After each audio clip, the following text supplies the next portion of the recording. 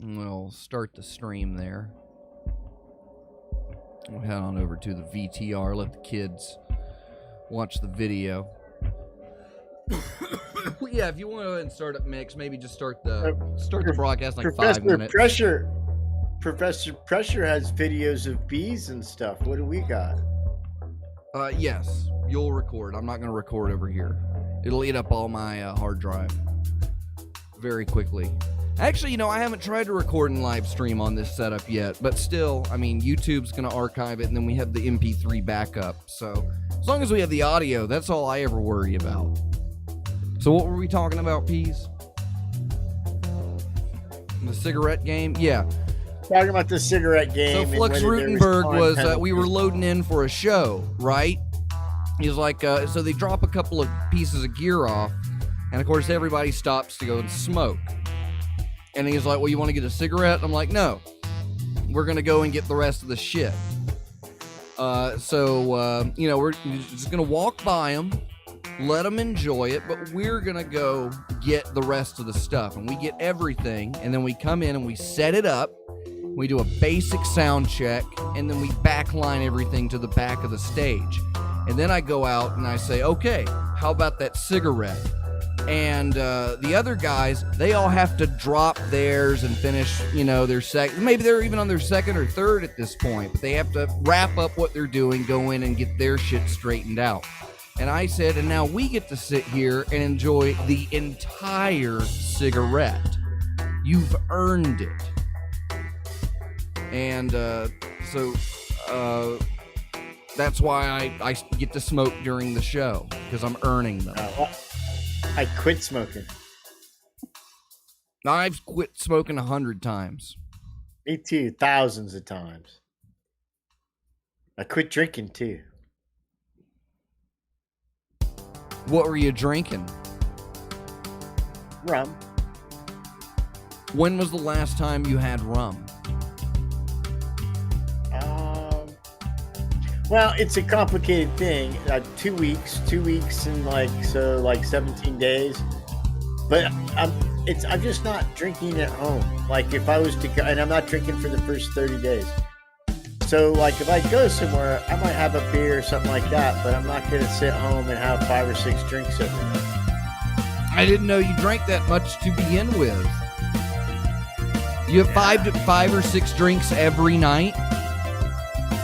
Yeah. What do you drink? Like sometimes rum. Just rum. You'll have. Okay, so what's a drink of rum? Is each one at least like a shot? It's more than a shot. So here's the thing. I would go through 2. You know what a handle is? That's like the full. That's like the jug, right? Right. It's like the jug, right? And a handle holds 3/5. Complete fifths of liquor. That's why you buy the handle. It's economical. It's like getting a fifth of liquor for free. I would go through 2 of those in about a week. Because on Saturday and Sunday, I start drinking at about, 9:30, 10 o'clock in the morning. Drink till I go to bed. Unless I'm camping, then I'll do stuff, then I'll drink. And just rum. Straight? Neat? Do you mix it with anything? Drink it with ginger ale. And for years, I drank rum it with and Coca-Cola. ginger ale. Yeah, but for years, I drank it with Coca-Cola. But for like the last 2 years, I've been drinking it with ginger ale. What kind of ginger ale do you like? Canada Dry is my preferred ginger ale. Oh, I see. Shopping out. Fancy man. So I started cutting back to where I was only drinking a handle a week. And then I made a rule, if I ran out during the week and I drank that whole handle, that was it. I couldn't buy it again till an entire 7 days had passed. And this is what you do before you wind up having to go to rehab and stuff. You play all these fucking games of control with alcohol. And I'm sure what I'm doing right now is another fucking game of control with alcohol. But we'll see. We'll see.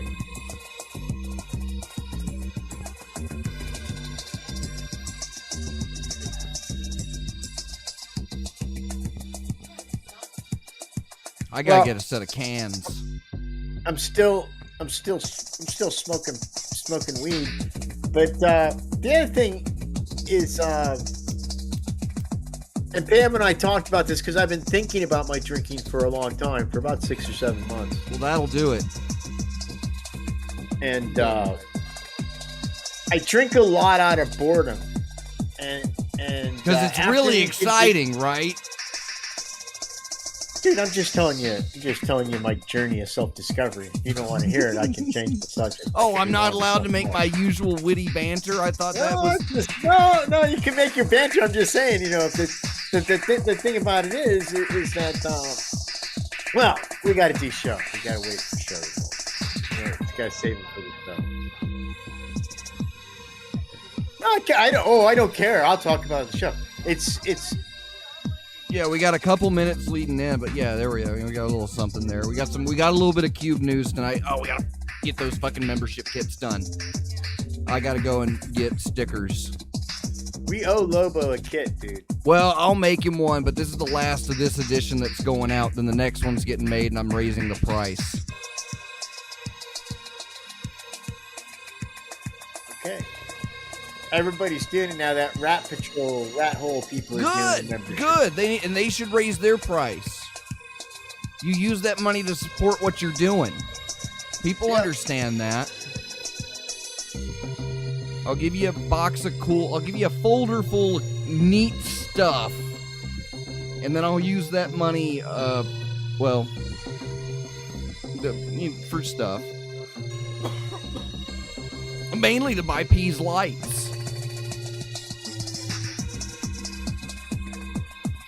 It works good where it's at now. It's highlighting Bob's face. I can go like this too. Bob will nod.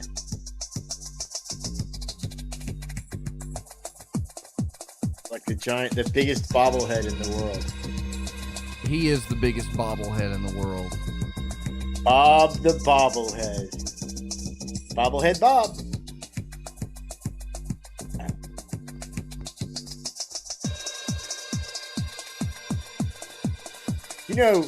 Red velvet cake is just chocolate cake?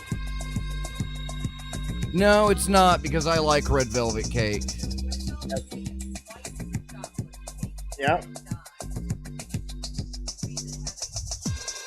No, it's... Just call me MC White Chocolate. Red velvet cake is chocolate. Red velvet cake is chocolate cake. It's a huge fucking lie. That's all it is chocolate cake. Yeah. No white Canadian chocolate. bacon's just regular ham. No. It's just ham. That's what they tell you in Florida, but that's not true. Did you have fun with Cosmac? Oh man. Torture. Absolute torture. Now here comes the theme song. It's my favorite part.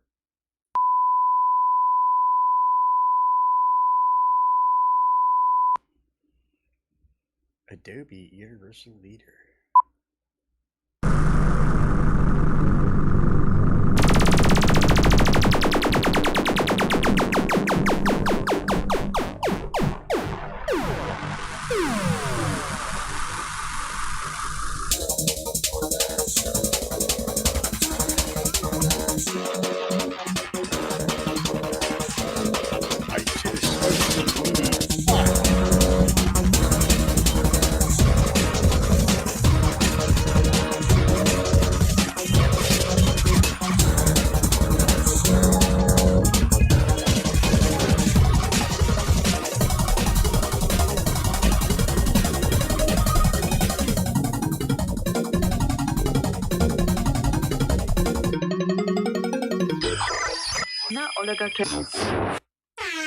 Broadcasting live from Hypercube Labs here in the future capital of the former Spanish Empire. That was Fid's joke. Remember that? I'm still using it. This is Time for the Show, episode 172, bringing you your weekly Subgenius radio ministry updates and Hypercube Psychoustic firmware upgrades. Yeah, no, we won't use the same word twice now.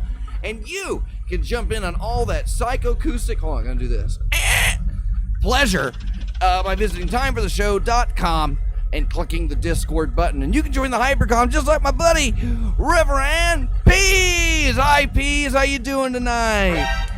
I don't know which buttons do which. There's still Flux Rutenbergs. I like that one. Where is Flux Rutenberg?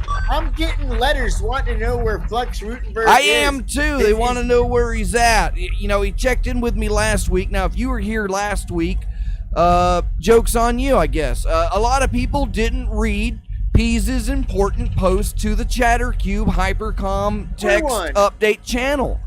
And people were asking, where's the show? Where's the show? And Peas, I put that on you. I gave you one responsibility. I said, please, Peas, let the kids know that we're not doing time for the show tonight. And yet the entire chat is filled, where's the show? This is lame. This is stupid. What are we supposed to do now? I set time aside in my busy schedule to come watch Time for the Show, and nobody had the remote inkling. Peas. Why? Why? Because people are stupid. You're gonna blame the audience? It's their fault? Of course I am. Are you sure that you communicated that we weren't going to do the show effectively? I did.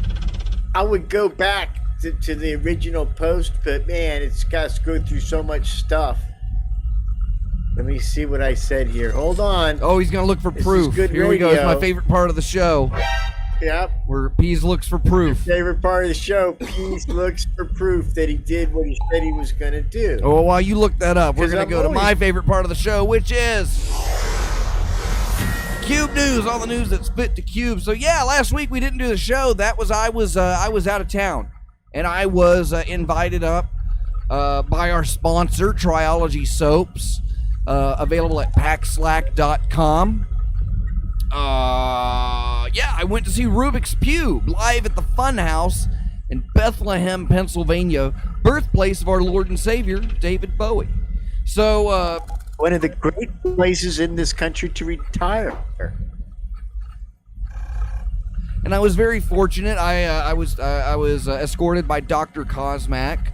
He wore a sash, said, "I'm with Dr. Fox," and Cosmac Commando! Cosmac lives up to his subgenius duties regularly and facilitated everything, well, most everything that I needed or wanted during my stay. But I got to go up, and Ferg was there, and Synfaltimus Ex Mortis was there. Reverend Spike had made it out. Chris Mock made it out.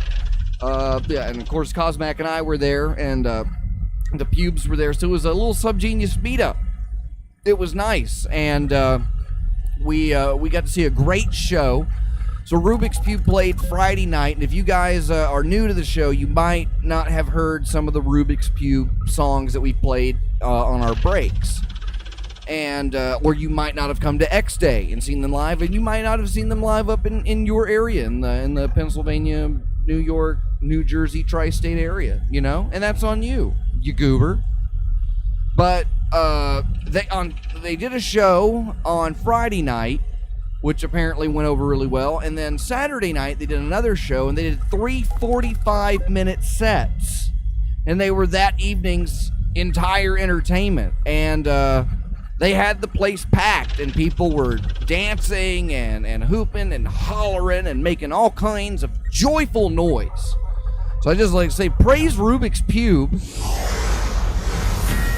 for totally kicking ass at that show. And I instantly realized that them coming to X Day was an even bigger deal than it already was. Those guys are definitely going somewhere, and I thank them for everything, and for Ferg for putting us up. So we do have footage, and it looks like we might have like 3 angles. So I'm going to try and cut some stuff together and make a video similar to what I did with TTN with the performance at the Iron Cow. It was just a couple of cell phones getting the room, but we did get some good audio recordings too. So X Day definitely showed us what we need to be focusing on. So we got, I'm pretty sure we got the entire performance. Excuse me. And that'll be my next project. And they want to come on the show. So when I was talking to Reverend Loch Ness last, they're working on a music video, and I believe they put out a hit. So if you're in the I guess the Bethlehem, Pennsylvania area to, I don't know, New Jersey, if you're up in that area, look up Rubik's Cube on Facebook. I'm not sure what they are on Facebook, but the name of the band is Rubik's Cube, and they're looking for people for their music video. So definitely get in on that. I got to get on stage with them for a few minutes. I had a megaphone strapped to my head, and I just screamed at people for about a minute, which was great. I love to take advantage of their awesome audience. That was fantastic. And thanks to Stang for giving me all those Dobbs Head stickers that I passed out to everybody. Speaking of... Oh, wait, it's the other one. What the fuck? You got a bunch of Dobbs Head stickers? Got a big old stack of them. That's where were we at? So, yeah. Oh, I don't have it. It's in the other room. It's in the fruit bowl. But I have the DVD for the Subgenius movie, the documentary. J.R. Bob Dobbs and the Church of the... Hold on. This is worth... Peace. Tell the kids how sorry you are for not telling them about the show last week. Well, here's the thing. I don't know what Biddy's going to do with this DVD, but Sandy called me the other day, and she's hoping, and this is, I know that's, like, not everybody liked the movie. I thought it was a good movie. There's parts of it I probably wouldn't edit it that way, but I liked it. It's a good movie. But she called me the other day, you know, how can we get more word about the movie out? And I hooked her up with Alan Smithy, who, as we all know, is Mr. Lobo, because, you know, he has the OSI 74 platform, and I let them go at it. But, you know, she was really wanting to get a grass movement, Subgenius, you know, promotion of this movie. And I, you know, I know that Stang has told her this, and I kind of told, I said, it's just not really how it works. You have to remember something. Half the people pissed off about the movie. Yeah. You know? They're not happy about it. So they're probably not going to... So she's, what do you mean they're pissed off? And I'm like, don't take any offense on it. It's your art. I enjoyed it. I enjoyed, you know, me and Cosmac, of course, appeared in it. It's our first appearance together in a major motion picture.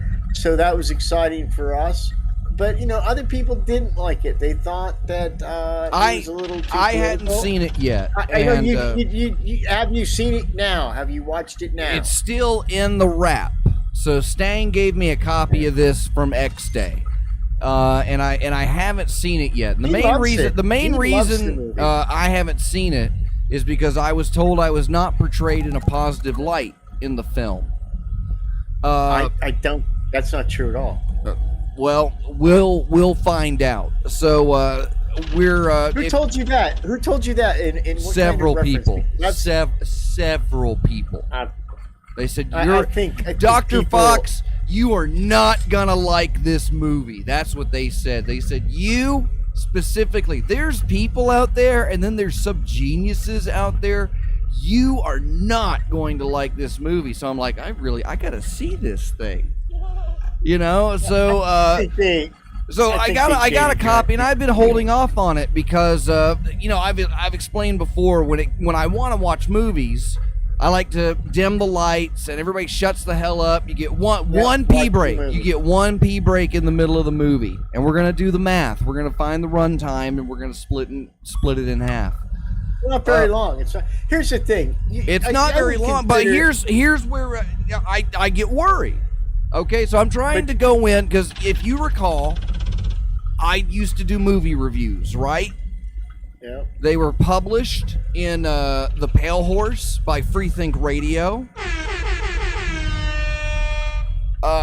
And I'm renowned throughout the internet for being just being right. You can't. People try to argue with me. They try to, but they can't even begin to argue with me because I'm already right. So they give me this. They give me this movie. So I'm gonna watch it. I'm gonna do a review of this movie. And the first thing, here's my first note. This is the legal box, right? Is this the one you got, Peas? Did you get one of these? I bought mine online. I didn't get one of those. How much? I didn't get it. I didn't get any fucking stickers from my friend Ivan Stang. I didn't get a DVD. I didn't get any of that stuff, man. You paid for a digital copy, an e-copy? Yeah. On which platform? When it first came out, and I'm not sure. I think it's on Amazon. I have a copy of it. Or I might have a digital copy that's just on my iPad. I'll have to look it up. I don't remember, but I'm pretty sure my money went. The thing, I want to backtrack a little bit because I want to get some historical things, and I want you to enter into watching this movie with the right frame of mind. Sure. First Why of not? all, so here's the thing.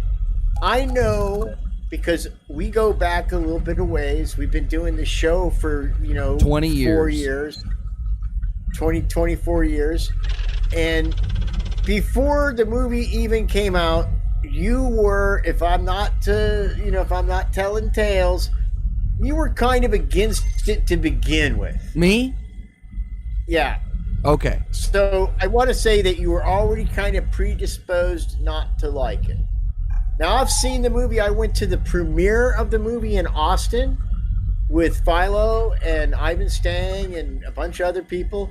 I saw it at the Austin Film Festival, at the South by Southwest thing.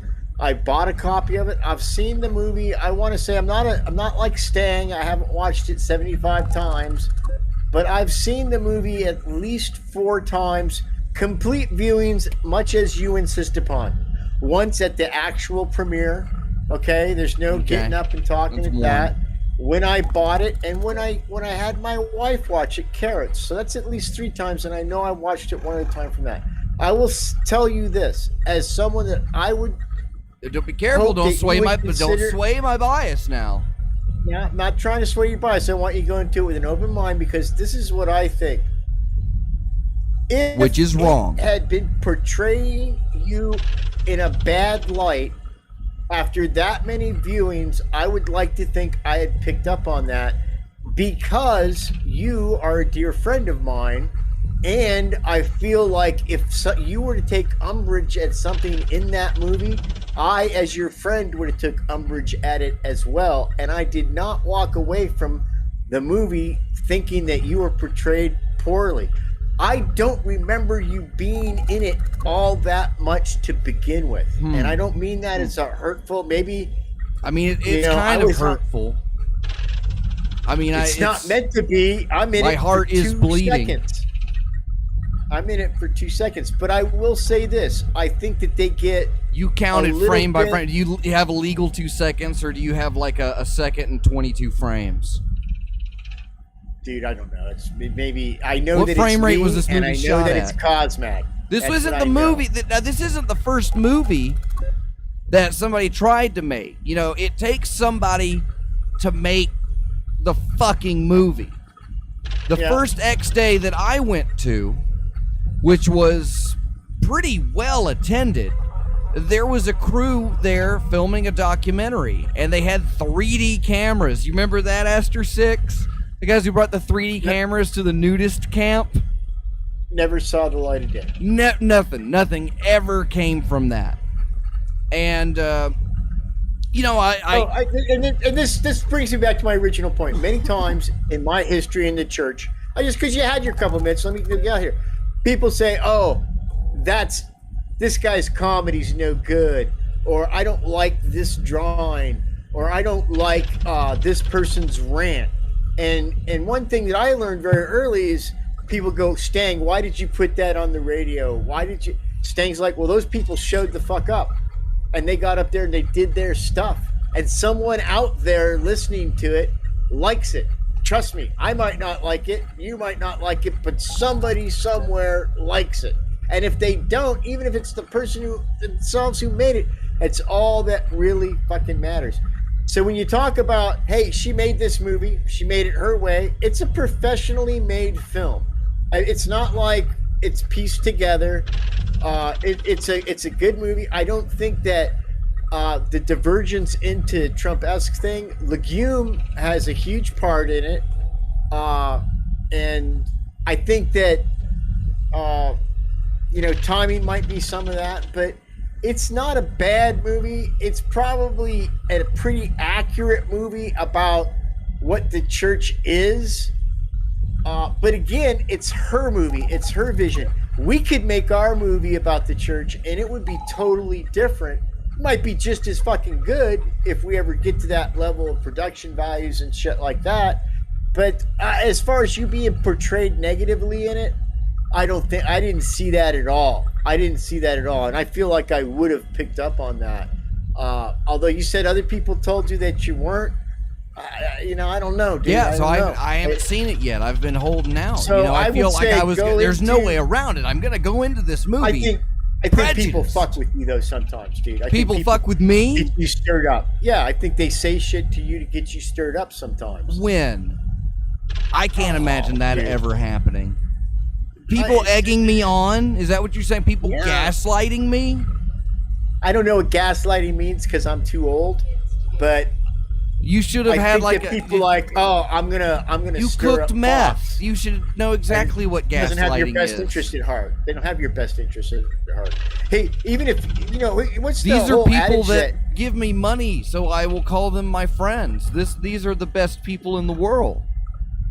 Well, here's the thing. Subgeniuses. How many of them are versed enough in subculture that when a movie's made about the subculture, even though many original people were left out, some of them pissed off. Hell Swami is kind of pissed off. They came and interviewed him and did all kinds of shit and didn't use one picture of him. He was bent about that. So I think that if you make the cut and there's enough of you in there for people to draw an opinion one way or the other, that's a win for you. Regardless of what that opinion is, that's a win for you because a few million people have seen this movie and a few more million people have been exposed to the brilliance that is Dr. Argus Fox Esquire. I mean, I deserve all the credit. I really do. I'm hoping that you don't. This entire this entire documentary was supposed to show everybody how great I am, and how through my sacrifice, that I've become who I am today. And here's what we got. We have a box. It says J.R. Bob Dobbs and the Church of the Subgenius. So that's the name of the movie, right? It's not the name of a Wikipedia article. Okay, so we've got that. Wasn't there an original title? There was a working title. Slacking Towards Bethlehem, I think, was the original title, which I didn't get that because there was a couple of working titles. There's a couple of working titles, and the consensus Untitled was, Hot Dog and Project. I think this was a note I think she took from Stan, which is if you're making a documentary and you want people to know what it's about, you need to put the subject matter in the title. And it had, I think it was In Search of Slack, J.R. Bob Dobbs and the Church of the Subgenius in Search of Slack, and that was too wordy. There was a couple different variations. I'm looking at the original poster, and I thought it different name. I think it did at first, and they settled on this when they went to distribution. Just the name of just literally the subject matter as the title. Yeah. So like Rape of Nanking, rated PG. Well, look at it worked for Tiger King, right? There's about tigers. There's 3 reviews on here. Tigers. There's 3 reviews printed on the box. The first, a wild ass ride. The Church of the Subgenius is somehow both a product of an absurd world and maybe the religion it richly deserves. That's from Brent McKnight from The Last Thing I See. Okay. That seems made up. Then the next one, a colorful respite from the world and its more widely accepted cults. It's Bob. Bob's in black and white. He's not even in color. That's from John DeFore Hollywood Reporter. That's a good trade magazine. That's a good review from So him. that does seem like a good one. Here's the thing. Yeah, but There's a third one. also There's a third one here. inaccurate. A truly fascinating portrayal of a joke gone too far, and that's by Danny the Movie Man from Keith Loves Movies. So they couldn't even get Keith to watch the movie. Danny. They it's passed just- it off to Danny the Movie Man. Keith was busy this weekend. Maybe Keith watched it and told Danny to write that. We don't know. We don't know Keith's workflow. And there's 3 pictures of Stang on the back. There's one picture that's all Stang, and then there's Babby Stang, and then there's Stang and the fat guy from Devo. He's there. And then Paul McCartney? No, Paul McCartney's down here. You got Paul McCartney and a guest appearance by Andy Warhol. I don't recognize this cartoon. Do you recognize that cartoon at all? The sad crying clown in the iron lung. He's got like a little demon behind him. I think it looks like Hal's work. That looks like Hal's work. Hal's work looks better than that. But here right at the beginning, the church. This is the synopsis of the film. Okay, the Church of the Subgenius has been called, quote, the most aggressively preposterous theology the world has ever known, end quote. But what is it? And who is Bob? And they spell Bob all capital letters. But can you guess? No quotes. No quotes. Yeah. So here's the thing. I want to interject this though. You know, the movie are not necessarily the people that designed the box. The box is probably designed by the distributor, I suppose. Now I'm sure she had some kind of creative output in that, but I'm not going to judge the movie on a But it just shows how extradited it is, how far out of our hands it is, and that's kind of scary. Like this is. Well, wait a minute. You say our hands. She's a card-carrying member. She make her fucking movie, we'll make ours. We wouldn't expect her to fucking control our movie. Yeah, but she got it to somebody else. She negotiated with the con. She's not an agent, is she? She's not like a double agent, like a glorp. She's a super nice lady. Well, of course, most glorps are. They're really nice when you get to know them. You know what I'm saying? And they keep sticking around. I think you're gonna like it mostly if you let yourself. Well, I was gonna have a private watch party this week, probably this weekend. There's one part you'll probably break your television. There's one part you'll probably break your television. I'll go outside for that part. That'll be my pee-pee break.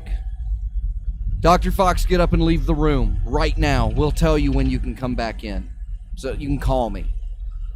Check it out. I got some Subgenius coral here. Look at that. It's just not designed to make money. Looks like a golf ball. Isn't that neat? I got this off the beach. I got this off the shore. Oh. Isn't that neat? Yeah, you got some neat bits there. You got some golf ball coral. Got some golf coral from the. Initially this Arnold movie Palmer was going to be from the shore. about a woman's perspective. Initially, this movie was about a woman's perspective, supposedly, and I think one of the cuts is actually like that. And so they tried to interview a lot of women, and some declined, and some actually did. I think Anna Mall's in it for a little bit, so they still have some of that taste of it. But it was kind of hit and miss on who they picked and who they didn't go to put in, on who was active now. They didn't really discuss anything going on in the church today per se.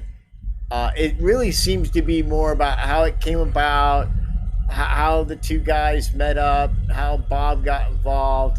Then there's some other shit, and then there's some old footage and stuff, and there's like flashes to current day stuff, but there's really not anybody doing current day stuff that was interviewed with any kind of what do you think it is? So I think that part of it's flawed. But you watch it, do your watch party, Do you want to watch it? Do you want to week- watch it with me, Peas? You want to hold my cyber hand? I'll watch it with you again. Sure. I want to see where it is that you get steamed. So I want to be able to see your face as we're watching it. Yeah, that's what I'd like. I'd like to have a couple of us in there, and then I'll work on my review when I'm done.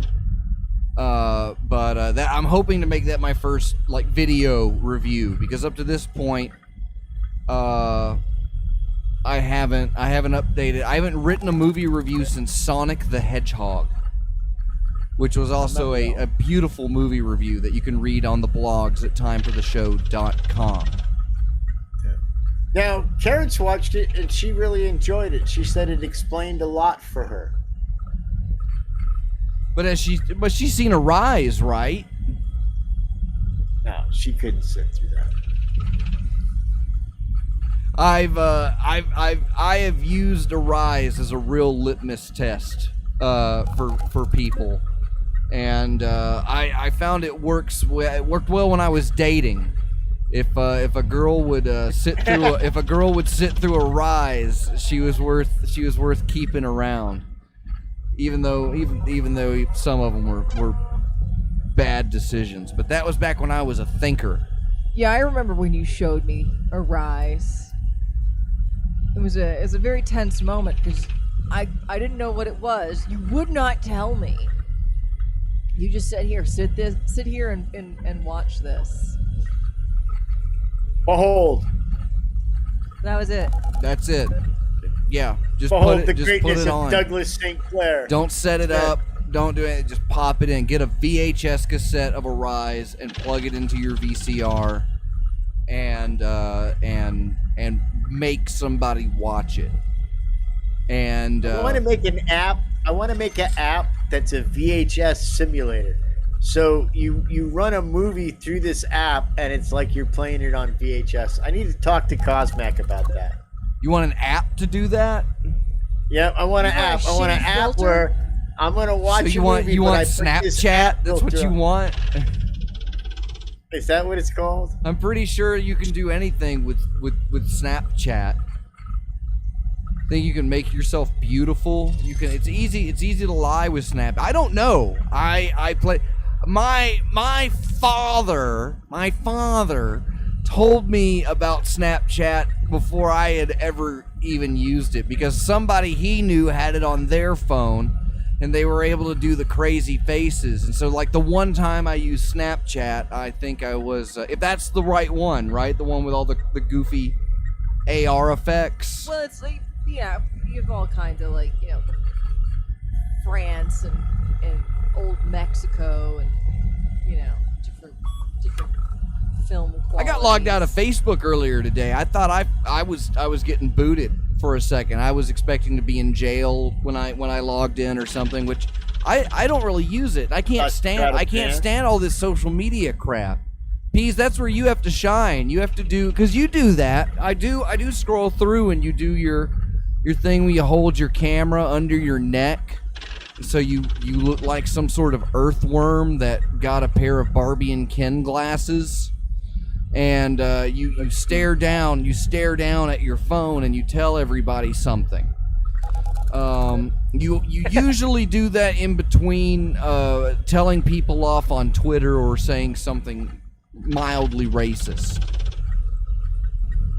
I don't think I've ever been mildly about anything. Well, maybe on Twitter. I meant your Facebook. So hey, you have to do all the time for the show dailies. What? You look like you could use this. You look like you could use a smoke. What does that mean? I'm looking healthy, invigorated. Yeah. I need to retard my happiness for a moment. I wish we had some music or something to listen to for a minute. Maybe some local artist or friend of ours that makes music, and we could help promote them, because we've got a radio show here on Free Think Radio and a YouTube channel. You're right. We do have those things. I guess I could play a song, Peas.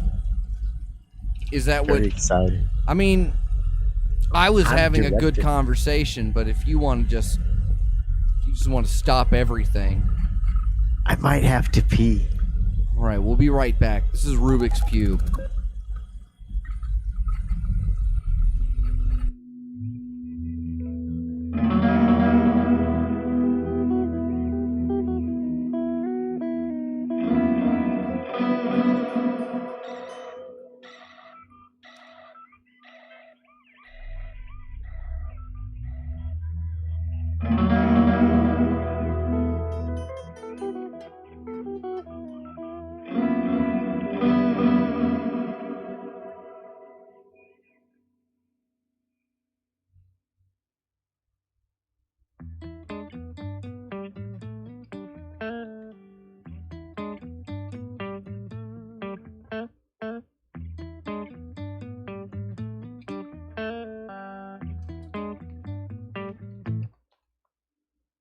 Please don't throw your trash in my yard.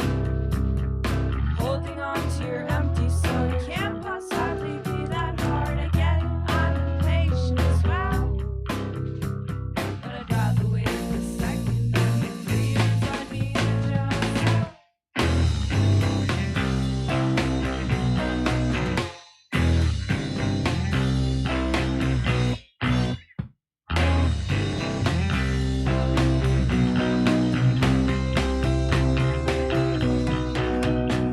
These kids are pretty quick on their feet. So you're looking for some trouble when you're going nearly 60 down my street.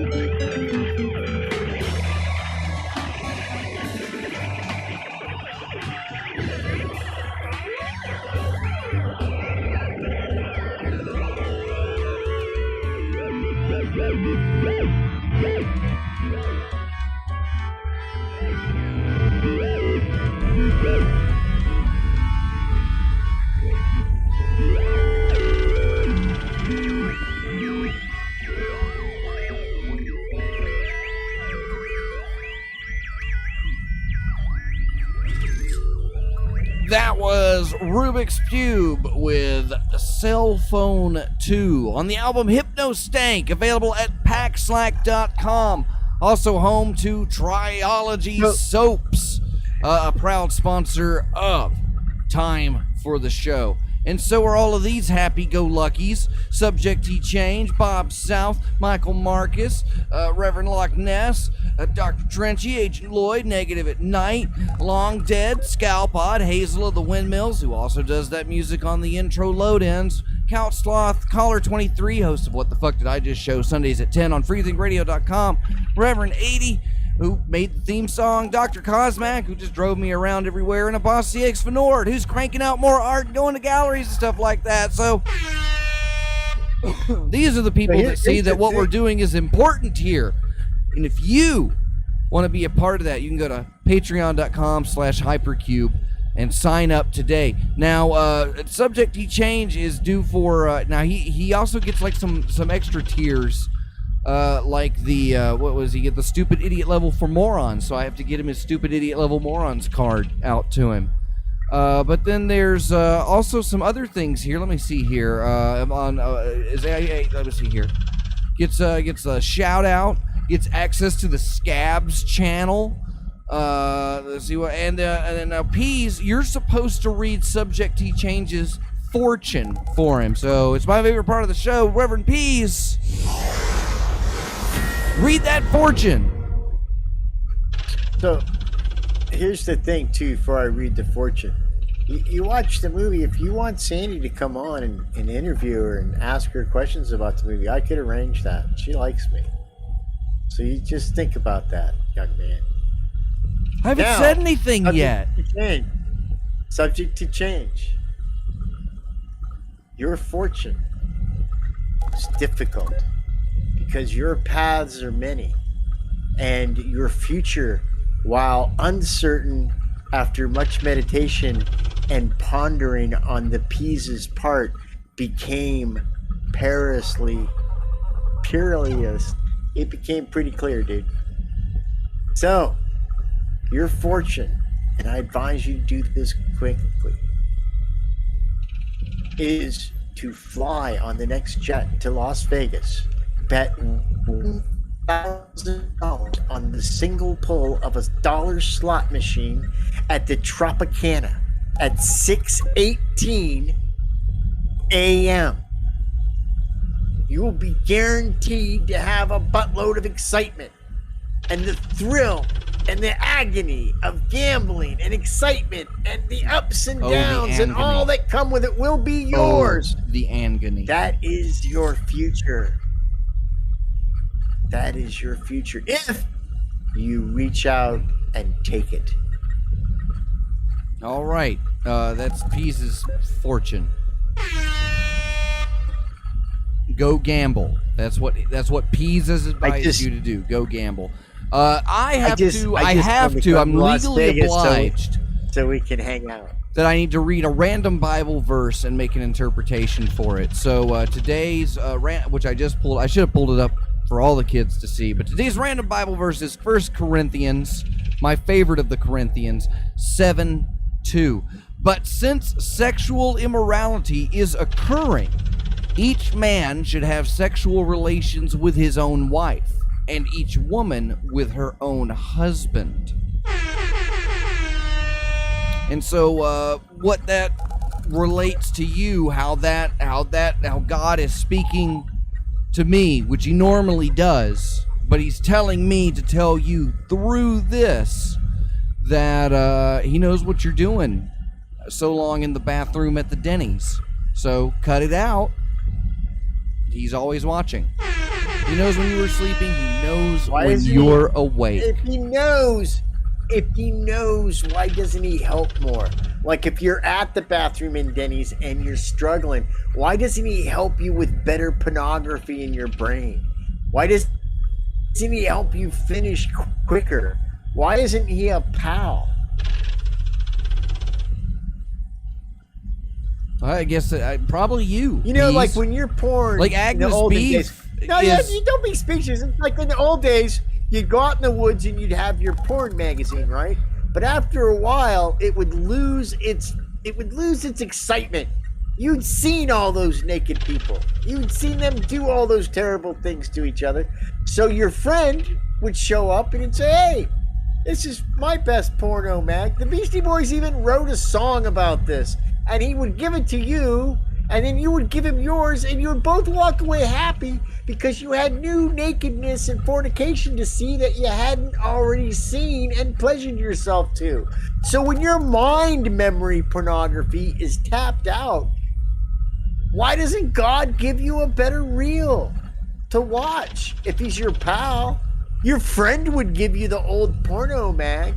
There'd be some parts stuck together and you wouldn't do anything with those parts. You'd let that go by for a long time till finally you'd seen everything in the magazine and you got to peel those pages apart from each other just to see what treasure lied there. But I don't know if you were doing that and for it was like an a advertisement surprise or just for Hubba because it was Bubba. stuck and you're so, was that Coke or?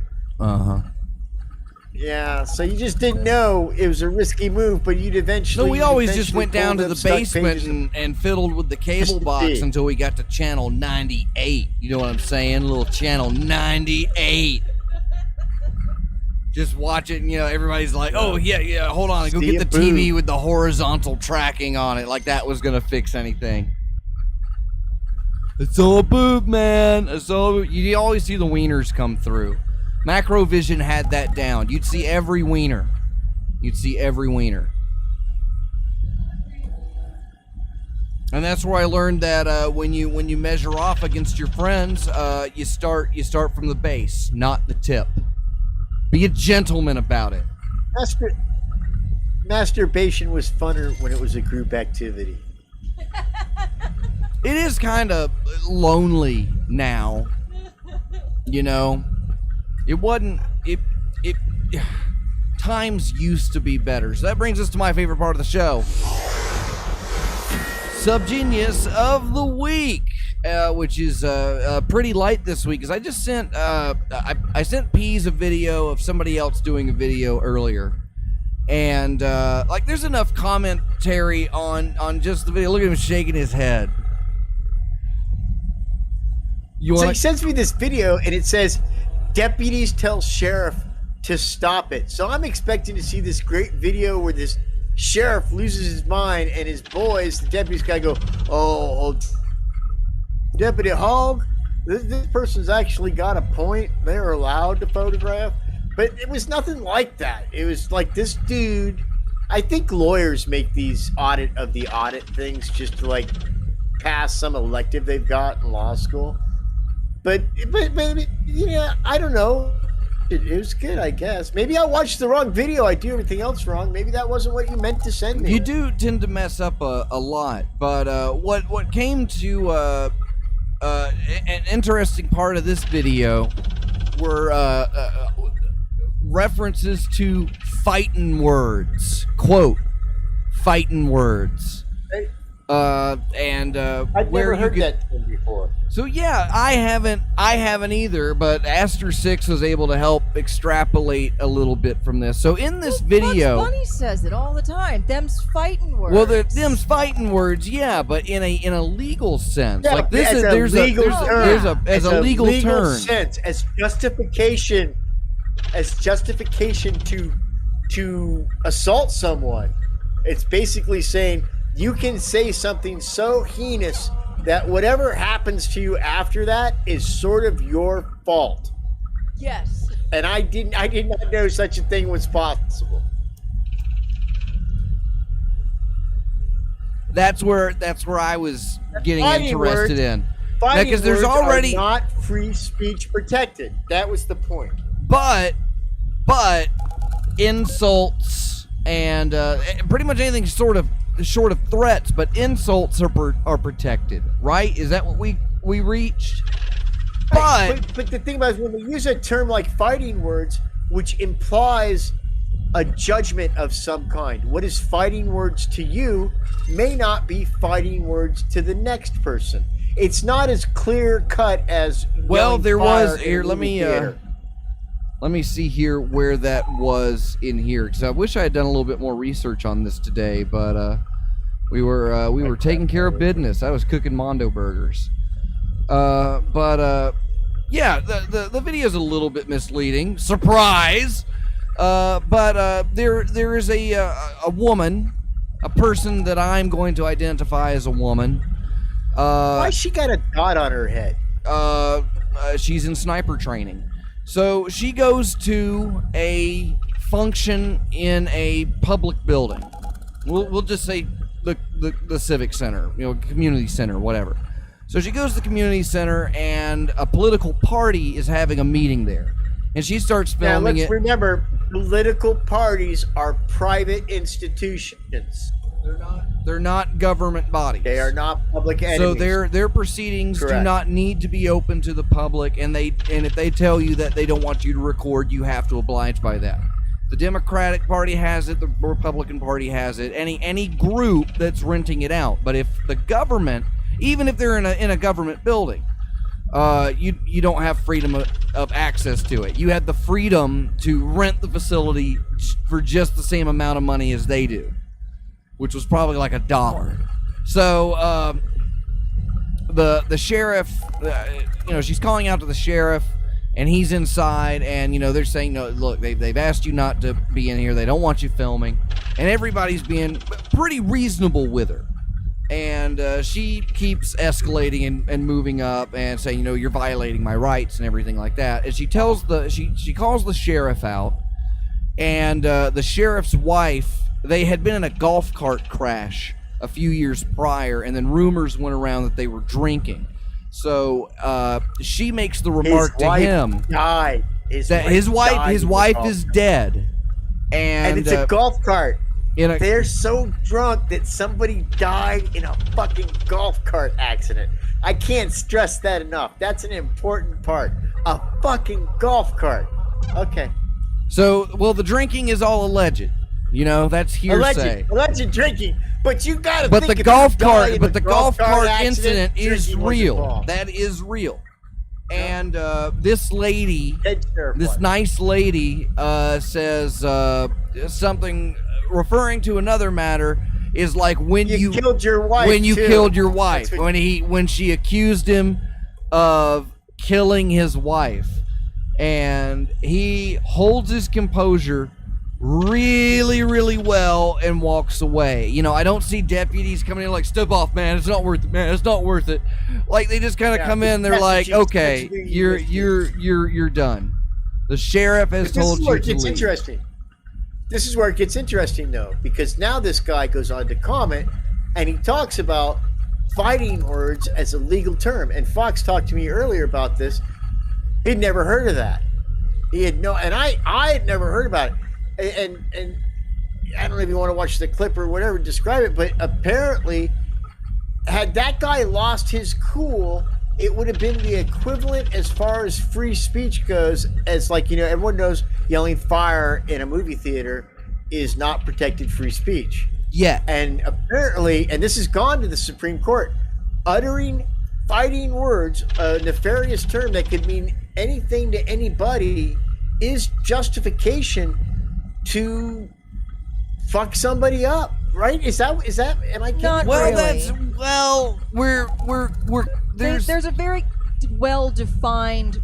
There's a highlighted area here in the text. It says page 315, US 572, and I'm going to actually go above that, so I assume it's 571 up there. Probably not. Allowing the broadest scope to the language and purpose of the 14th Amendment, it is well understood that the rights of free speech is not absolute at all times and under all circumstances. Footnote 2. There are certain well-defined and narrowly limited classes of speech, the prevention and punishment of which have never been thought to raise any constitutional problem. These include the lewd and obscene, the profane, the libelous, and the insulting or, quote, fighting words, dash, those which by their very utterance inflict injury or tend to incite an immediate breach of the peace. Footnote 4. It has been well observed that such utterances are no essential part of any exposition of ideas. So what that says is that he could have arrested her for saying that. Words, I guess, saying, right? saying something to hurt somebody. Which, yeah, that was the only... And that's what she's doing.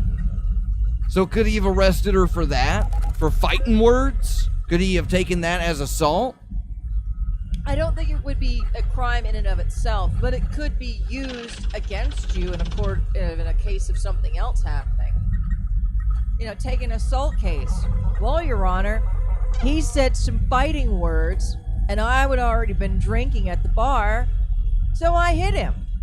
And that might be a defense for... I think it is. I think it is an arrestable thing, because here's the reason. If you were at that same situation location and you stood there while you were arguing with that guy and then you screamed out, fire, fire, fire, they would arrest you for a whole bunch of things, and your ability to say fire as free speech wouldn't be a defense. If you say, hey, his wife died in a golf cart class, and in the middle of him executing his duties, you say, oh, you killed your wife too. That's why you're doing this. I think he could arrest you for the same reason he could arrest you for citing a fire. You are attempting to incite violence by using fighting words, just like if you said the word fire, you were attempting to incite a public panic. Well, I think at least So I in this think- specific case, with her making the accusation, or saying something nasty about how his wife died, I think that at very least could be considered libel. She is saying something that is not proven or known. That is meant to defame somebody. Yeah, it is meant to harm his character. And as an officer of the law, committing such a terrible crime would be a very slanderous. Do you think he went in the bathroom and cried after that? I think he deserved to. I don't know if he did, but I think that would be completely valid. He held his shit together. He really, I mean, by Yeah. He his held his shit together. He tolerated this person just fucking badgering them, like calling him out. They called him out from the meeting, and he comes out to talk to her on request, and she berates him, and then says that to him. But she acts like a total. So he held together really well, and she didn't understand where the limitations were. But where I started to, I went down a slippery slope earlier, and Aster was doing pretty well on helping me from that. But it's like, well, if you say something hurtful to somebody over the internet, could they sue you for that? You could sue somebody for fighting words, right? Or at least press charges. But, go kill yourself would be maybe something that you could sue somebody for. That's mental damages. You wished me very serious ill harm, knowing I was in a fragile state. In a public forum. It's such a cheap bit, too. Yeah. And there's grown adults that use that. I heard it at X Day. And I'm like, it's fuck them if they can't take a joke. Okay, make a joke. Set up punchline. Just blurting something mean out might make people laugh, but it's not necessarily funny. It's why it's people about laugh? the concept. You know why they laugh in It's a that circumstance? concept. People laugh many times when somebody does something like that because they're uncomfortable and they don't know what else to fucking do, and they think only someone trying to make a joke would say something so offensive in that environment. And just like you said, it's not like, say something funny, dude. Don't just say if you can't take a joke, fuck it. Make a joke. Fucking telling somebody to kill themselves is not making a joke. If anything, if you're saying it in regards to something they said, you're making a commentary. Not a good one, but still, it's not a joke. Write a fucking joke, and then if somebody doesn't like it, you can say that. But telling somebody to do something is not a fucking joke. I agree. And I think that's where people get lost in the church. They think, oh, the church is a place where I can say anything because it's funny. Ha ha ha. That's the idea. Yeah, the church is a place where we expect you to be funny. Everything isn't funny. We expect you to be funny. And just saying shit isn't being funny. No. Yeah. Well, that's why I don't post, because I'm not funny. And anytime I try to be funny, people get upset. Sometimes they delete my posts. So it's fuck, man, come on. God damn. I mean, that's what I get for trying to be funny, so I just need to stop. That's what Time for the Show is about. This is my eternal punishment. My eternal punishment. And I will have to do Time for the Show forever to prove to myself and the world how unfunny I really am. And it sticks. It's working. It's working very well. Thanks to all the Patreons. We appreciate that. How about Peas' Light, everybody? That was purchased with Patreon monies. We can actually see Peas. We're gonna get him a bearskin rug for next week's show, which I believe his name is Barry. So that'll be just Barry the bearskin. He was built kids, for it. Well, he plays the bearskin. But he'll do most of the holding, don't worry. Do you have your own harness? You have your own 3-point harness? Bearskin. I've got a spare. What do you use that belt up on your closet wall for? That is a guitar strap. Oh, well, Sorry, there's no guitar on it. I Yeah, well, misinterpreted because that. it's signed by Buddy Guy, so it's kind of a display piece. Buddy Guy? Correct. That's the fakest name I've ever heard, and I'm in the Church of the Subgenius. Buddy Guy? No, we've heard faker. There was that one. Reverend Buddy Guy. Buddy Guy is better than Jimi Hendrix at the guitar. Well, maybe right now. He is now. Come on, man. Go YouTube Buddy Guy. He's like one of the most I can't. famous We'd get bluesmen in sued. the world. On the We would show. get sued. I would assume that you were trying to lead me into a series of copyright infringements and there's a forever damning the show there's a to the story bottom behind that. tier. There's a story behind that. I'm and I'll waiting save for it like the Reddit's show. deep, dark depths of YouTube threads to pick up time for the show. They're like, look at how many they've done and nobody's fucking watching it. It's fantastic. No, whatever. But I was looking at the Free Think Radio numbers. Did you know that we're averaging about 2,000 listeners per month? And a good chunk of those listeners, I would say 30 to 40% of them, are listening for over half an hour. So people are tuning in for shows and listening. And then turning it off. So that's perfect. For a while, yeah. But there are people that are turning it on, and you got to give credit to Ferg because he's been like the Free Think Radio street team. In fact, some of our top listening audiences are in Brazil and Belize, where Ferg goes and convinces convenience store owners to put the Free Think Radio on. He's been doing Buenos that. dias, He's been amigos. doing that. So we are broadcasting Belize and around the Brazil. world. We really, really are. And there's very right now. Oh, hola, mi amigo. Donde está la biblioteca? Donde ¿Qué es la pasa? casa de la Pepe? Bueno bar. ¿Qué pasa? Bueno bar. From Mis Kinder. zapatos es la negro. Can you say that on Brazilian radio? Mis zapatos is negra. Your head is black? My shoes. His dude. feet. His feet. My shoes. Is that what they don't speak Spanish in Brazil though? They speak Portuguese, They- and Portuguese is like Spanish, but fancier. They do in Belize. So to whoever's in Belize, ha ha ha ha ha. Oh, wait. Ja ja ja ja ja. That's how they talk in like Mexican language, right? It's a beautiful culture, and we're invading And it. there goes those listeners. And a lot of people don't know this, but some of those listeners are actually members of cartels. And so here's my hat off to all of the great cartels. And if you have any product that you need testing or endorsement, and you're a part of a proud South American or Central American cartel Here that comes want to that get a 3 little a.m. edge knock I was warning you about. of some of the other Mexican cartels, you can send your products to 6428 Dobie Peak Drive, Las Vegas, Nevada 89108, and I'll be glad to give your fine product the P's process of approval. And to the guy crying in the corner, don't worry, they're coming for you. All right, Peas, it's time for my favorite part of the show.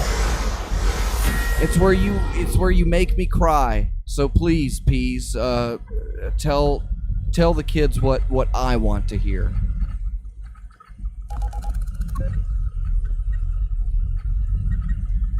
Any day now. Are you rolling? Sorry, my cousin was calling me. You were Made my cheesing headphones out a cut out. spliff. No. Hey, so sure is a lot of good things to be sorry about.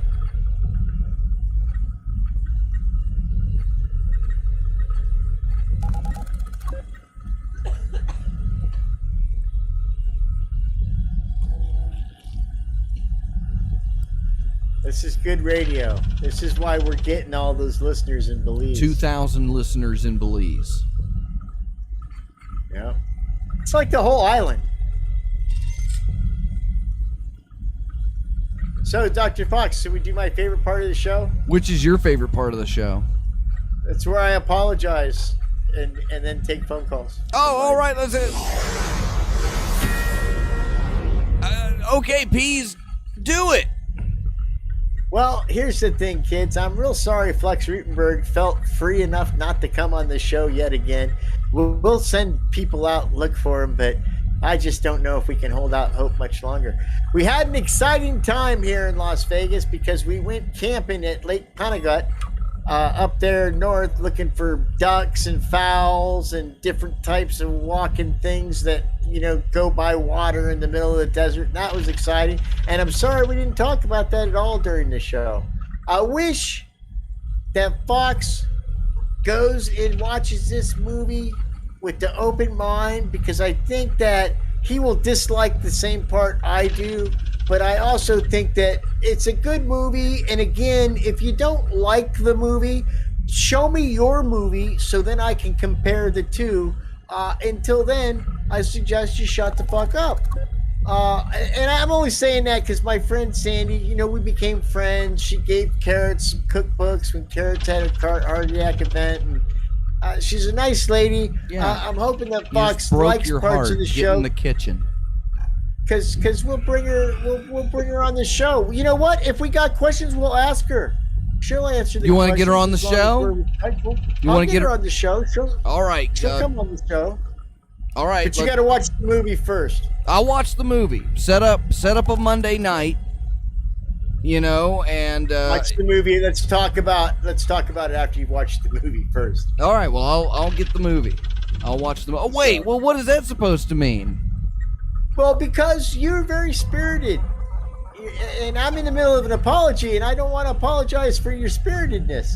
So I'm going to continue on with apologizing for not really understanding the term "them's fighting words," but I think I got a good grasp on it now. And me and Fox are probably going to think about what we say in the future. We're probably not. We're going to just keep doing what we're doing. We might start pandering to our audience in Belize, though. I'm telling you what, if you're in Belize right now, I'm holding up some huckleberry juice right now, and I'm toasting you and you, because you're the one that told me where the Casa de la Pepe was, and that's where I needed to go, and you helped me get there. And that's my apologies, and that's our show, and you kids have a great time till next week, when we have an even funnier show. Each week, the shows are funnier and funnier and happier. And it's pretty soon the government will outlaw us. So you make sure you get all your "it's time for the show" in ya, inside ya, in any orifice that'll fit into while you still can and the government lets you. Well, you heard it straight from the horse's mouth. I mean, look at him. Like, really, look at him. My name's Dr. Fox. You've been listening to Time for the Show, a production of Hypercube Labs. You can find out more about Hypercube at hypercubego.com. Don't forget, membership packs are changing up, so new ones are coming out. They're going to be more expensive. Fun. You can support the show by going to patreon.com/hypercube. Join the chat at timefortheshow.com. Click the Discord button. The show is broadcast every week on freethinkradio.com. Big shout outs to Dr. Ellis and Martha Artha for putting up with us every week. And for Peas, he's a nice boy. He's handsome. He's clean. And he just rage quit. We'll see you next week, everybody, on Time for the Show!